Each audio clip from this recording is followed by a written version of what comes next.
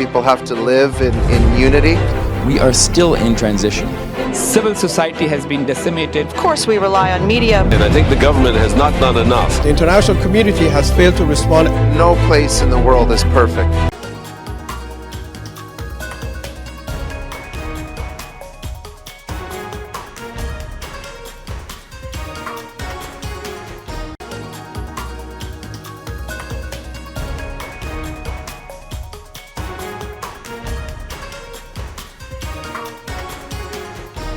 Hello viewers, I'm your host Pratiksha Mishra with another episode of South Asia Focus. Let's begin the show. International trade is vital for global economic growth, fostering cooperation and resource sharing. India and Iran have bolstered their trade ties by securing a decade-long contract to develop and manage the Chabahar port. The port's development is crucial for enhancing regional connectivity and diversifying trade. We bring you this report. Located on the Gulf of Oman coast in southeastern Iran, Chabahar port holds immense strategic significance for India, providing a crucial gateway to Central Asia. It facilitates India's access to Afghanistan and beyond, fostering regional connectivity and trade routes. By establishing a sea-land route, it reduces dependence on Pakistan for trade with Afghanistan and Central Asia, ensuring greater security and flexibility. On May 13th, New Delhi signed a decade-long contract with Tehran to develop and operate the Chabahar port. The agreement brokered between Indian Ports Global Limited and Iran's Port and Maritime Organization involves an investment of $120 million from IPGL, complemented by an additional $250 million in financing, bringing the contract's value to $370 million. Situated along Iran's southeastern coast on the Gulf of Oman, Chabahar port is constructed by India. Under Modi's leadership, the momentous agreement that began on 23rd of May 2016 is culminating today in a long-term contract, symbolizing the enduring trust and deepening partnership between India and Iran. The development of Chabahar port aligns with India's strategic interests in the region, enhancing its connectivity and trade prospects. Till date, a total of 2.5 million tons of wheat and 2,000 tons of pulses have been shipped from India to Afghanistan through Chabahar port. Moreover, in 2021, India provided Iran with 40,000 liters of eco-friendly pesticide, specifically malathion, to combat the locust threat facilitated through the port. On the other hand, Iran, with the majority of its population situated in the western region, seeks to address the relative underdevelopment of its eastern part. To achieve this, Iran is focusing on enhancing infrastructure around Chabahar port, including the establishment of a free trade zone and the construction of road and rail connections linking Chabahar to Central Asia. New Delhi has stated that both parties will ensure proper supervision of the construction of Chabahar port through effective monitoring mechanisms. Minister Rajarpas and I will closely monitor the development of the port and continue to remain in contact with each other as we jointly benefit from the enormous potential of Chabahar port for enhancing regional connectivity and prosperity. The Chabahar port has attracted interest and concern from the United States. Following the deal, the US cautioned that any nation engaging in business with Iran faces the possibility of sanctions. In response to this, India's External Affairs Minister S. Jaishankar emphasized the broader regional advantages of the project, urging a consideration of its comprehensive impact rather than a narrow viewpoint. I did see some remarks which were made, but I think it's a question of, communicating and convincing and, getting people to understand that this is actually for everybody's benefit. I don't think people should take a narrow view of it, and they have not done so in the past. So if you look at even US's own attitude to Chabahar in the past, the US has been appreciative of the fact that Chabahar has a larger relevance. So, we will work at it. While historically critical of Iran's nuclear activities, Washington had previously acknowledged the significance of the Chabahar port development. The US perceived it as a potential check on China's expanding influence in the area, notably through its involvement in Pakistan's Gwadar port within the framework of China-Pakistan Economic Corridor. Moving on. Recent protests in Pakistan-occupied Jammu and Kashmir sparked significant concern and attention for Islamabad. The unrest began with clashes between protesters and security forces, leading to casualties and injuries. The protesters expressing grievances over economic hardships, particularly soaring inflation and frequent power outages, took to the streets demanding relief measures and great autonomy. A report. The visuals depict thousands gathering for the funeral prayers of those killed in clashes in Muzaffarabad in Pakistan-occupied Jammu and Kashmir. According to reports, 3 protesters lost their lives on May 13th and several suffered injuries when paramilitary troops fired upon them. Additionally, a police official was killed during the clashes. Videos circulating on social media depicted scenes of paramilitary vehicles being set on fire along the Muzaffarabad-Brar-Kot road. Another video showed a group of protesters chanting Azadi slogans, expressing demands for freedom amidst the unrest. The protest march was called off by demonstrators a day after Pakistan's Prime Minister Shehbaz Sharif sanctioned an $86 million grant to address certain demands, including subsidies on flour and electricity prices. However, protesters and activists in POJK opined that such measures may not resolve the deeper political grievances fueling the unrest in the region. The current unrest in Pakistani-occupied Jammu Kashmir is not a one-off thing. We have been protesting for years, for decades actually, that our situation in POJK needs attention. I have been making appeal after appeal after appeal to the world that POJK is facing a humanitarian crisis. But no one has paid any attention to that. People have turned their face the other way. And then this is what happens when you ignore a problem for a very long time. The violence in POJK erupted on May 9th when a clash between police and residents of Dadayal resulted in several injuries. The confrontation stemmed from protests against soaring inflation and frequent power outages, with demonstrators originally planning for a May 11th rally. However, following the clash, authorities imposed Section 144, banning all activities in the area.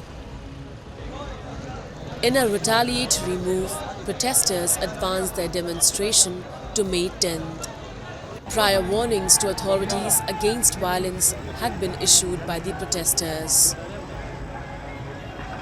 Since the violent clash, protests and long marches were being witnessed across several areas of POJK.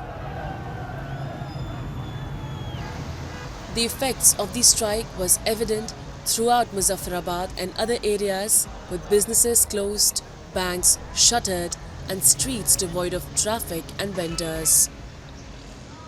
Telecommunication and internet services were suspended in various parts of POJK, including Bhimbar and Bagh.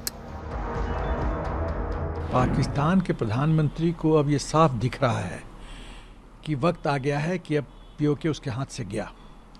ये भय है।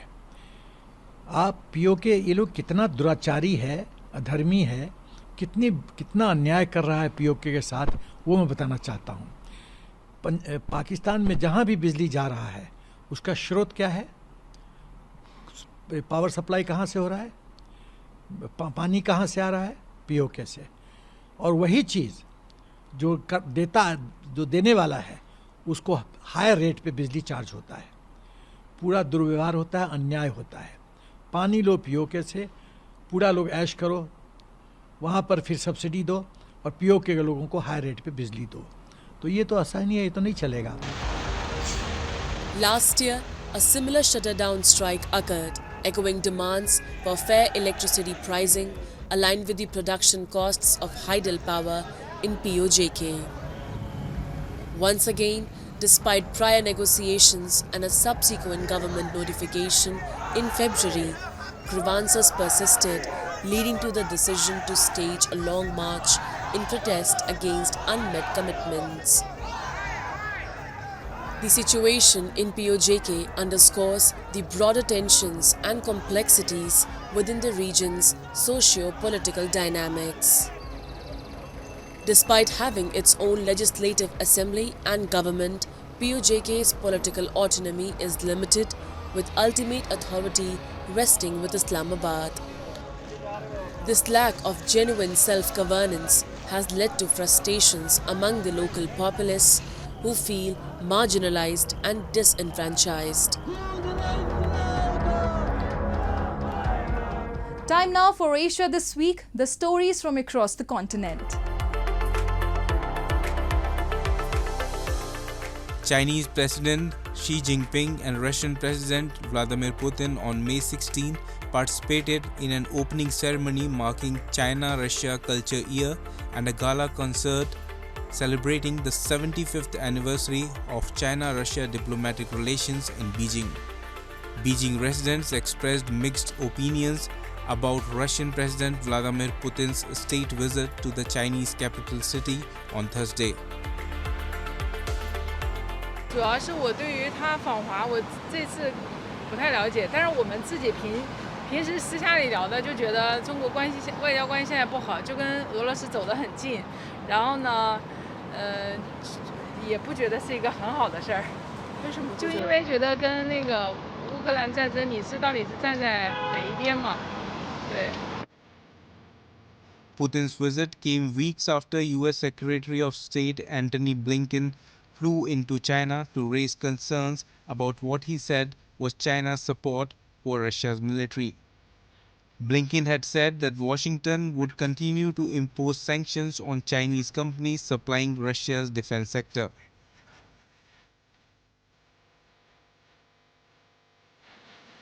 According to the preliminary gross domestic product data released by Japan's Cabinet Office, the country's economy contracted in the first quarter, squeezed by weaker consumption and external demand. According to the data, Japan's economy shrank 2% annualized in January to March from the prior quarter. Downwardly revised data showed GDP barely grew in the fourth quarter. The Bank of Japan raised interest rates in March for the first time since 2007 in a landmark shift away from negative rates, but the central bank is expected to go slow in unwinding easy money conditions given a fragile economy.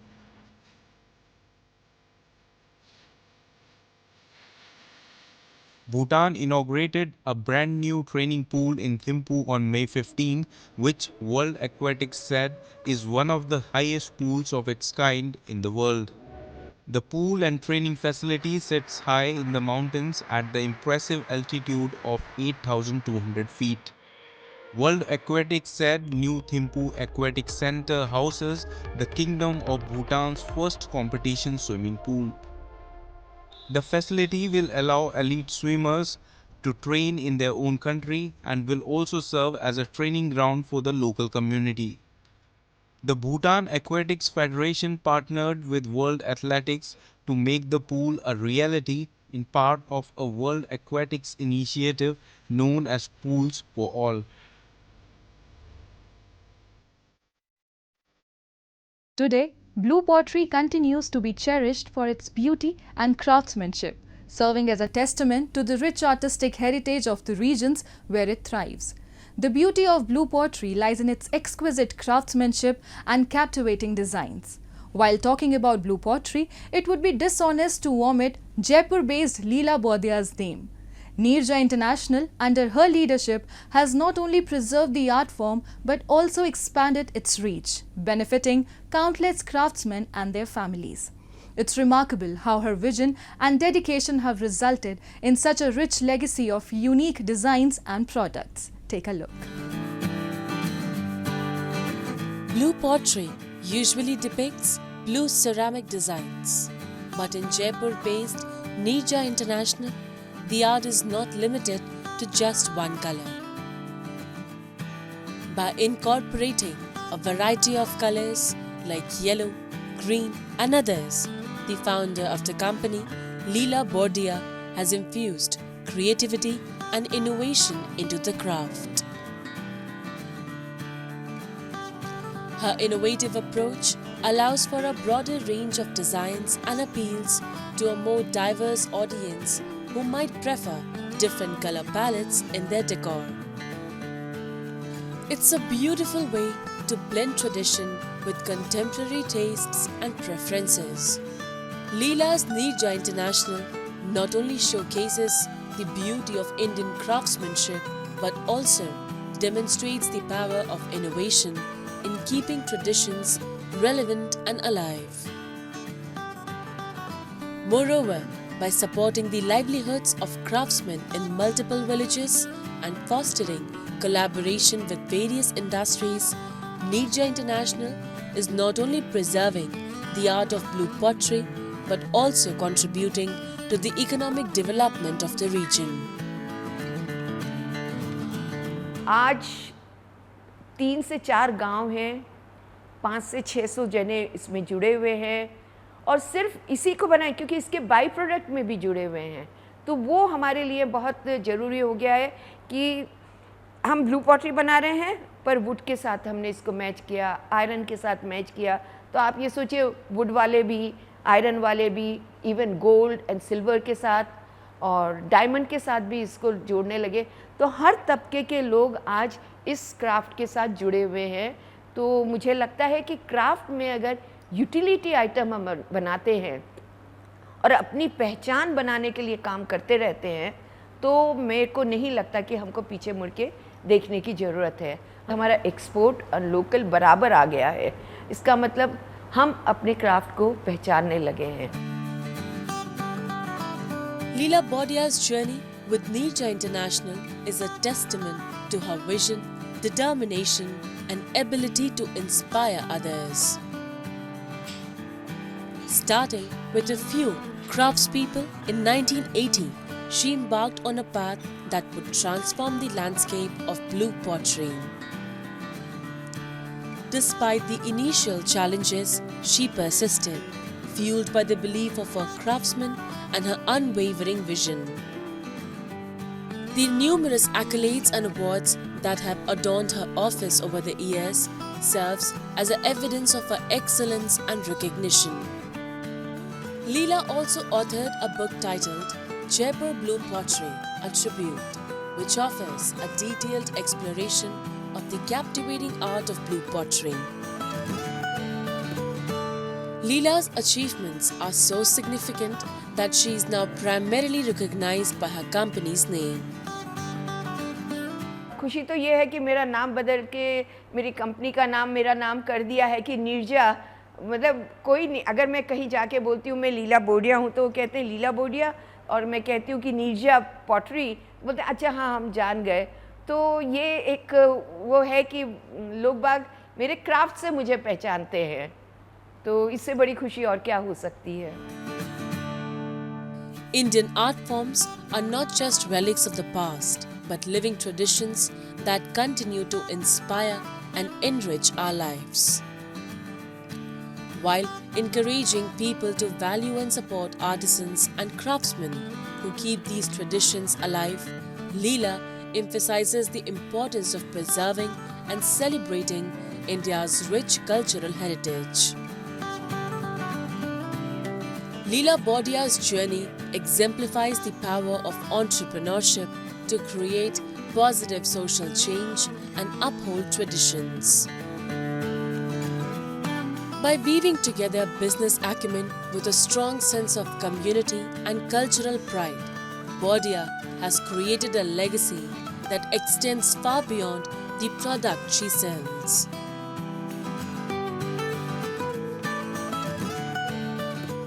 Let's move to Nepal, where the annual procession of Lord Rato Machindranath drew crowds of devotees, marking the beginning of a month-long journey for the red god of rains and harvest.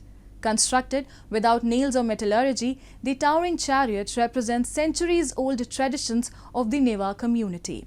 As the procession unfolds, it symbolizes prosperity, agricultural abundance, and an enduring spirit of collective effort and faith, underscoring the rich cultural heritage of Nepal.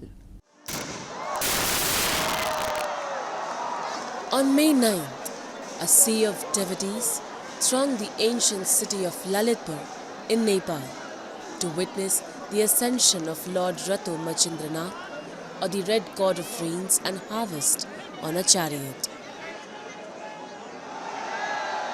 The placement of the red god's idol on the 32-foot sky-scraping chariot by the priests marked the beginning of a month-long journey, the longest-running chariot procession in the country.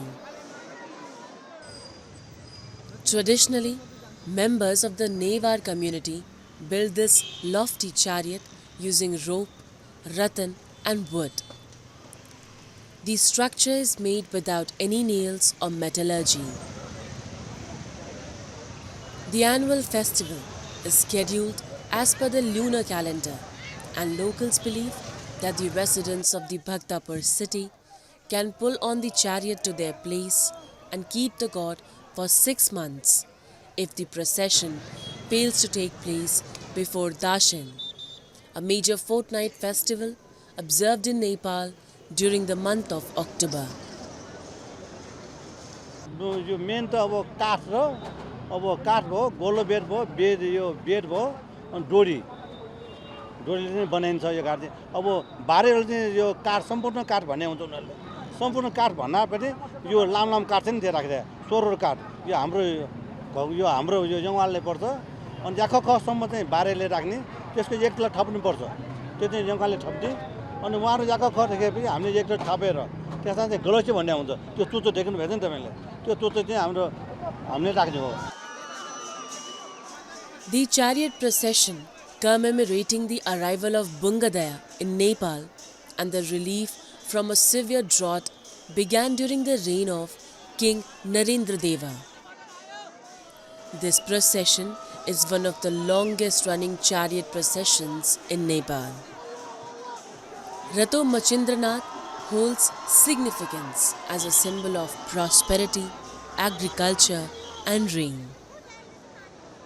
Overall, it's a beautiful example of how rituals and traditions continue to thrive, connecting communities to their cultural heritage while also serving as a reminder of the importance of collective effort and faith. The belief associated with the festival, such as the importance of the procession taking place before the Dashan festival, adds to its spiritual significance. The annual procession is a cherished event that brings together devotees from far and wide. And with that, we come to the end of this week's episode. See you next week. Goodbye and take care.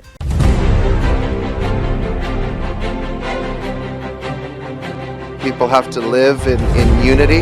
We are still in transition. Civil society has been decimated. Of course, we rely on media. And I think the government has not done enough. The international community has failed to respond. No place in the world is perfect.